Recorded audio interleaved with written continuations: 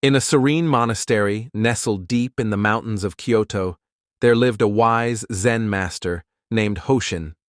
His presence alone was enough to instill peace in the hearts of those who sought his guidance.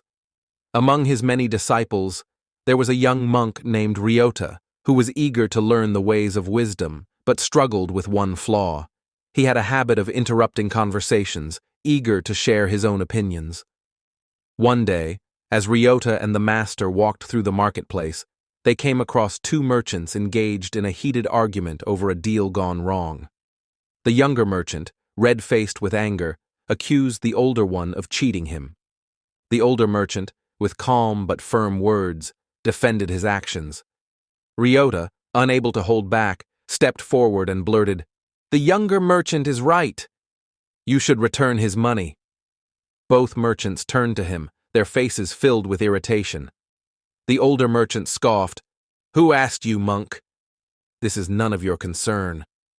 The younger merchant, who had hoped for support, suddenly felt embarrassed that a stranger had spoken for him. "Stay out of this! You don't understand business," he snapped. Ryota was taken aback. He had only meant to help, but instead, he had angered both men. He lowered his gaze, ashamed. The Zen master, who had been silent all this time, simply smiled and gestured for Ryota to follow him. As they continued their walk, the master led Ryota to a quiet riverbank where the water flowed gently over smooth stones. They sat down, and the master picked up a rock, tossing it into the river. A series of ripples spread outward, disturbing the once tranquil surface. "Tell me, Ryota," Hoshin said, "what happens when you throw a stone into still water?"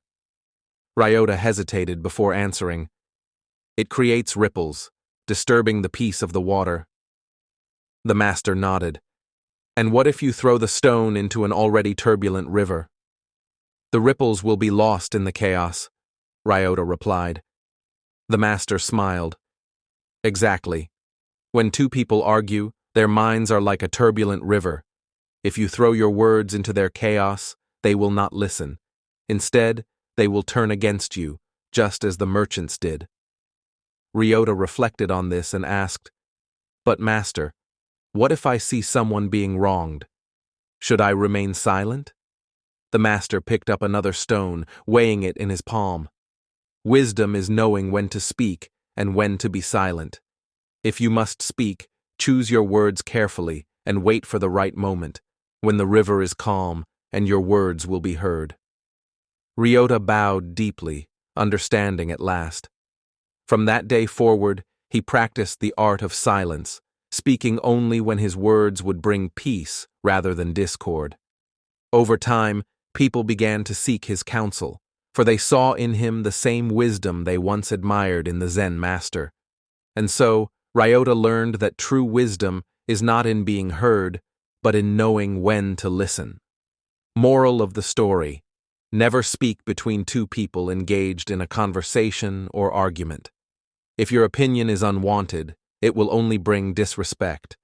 True wisdom lies in choosing the right moment to speak, ensuring your words are heard and valued.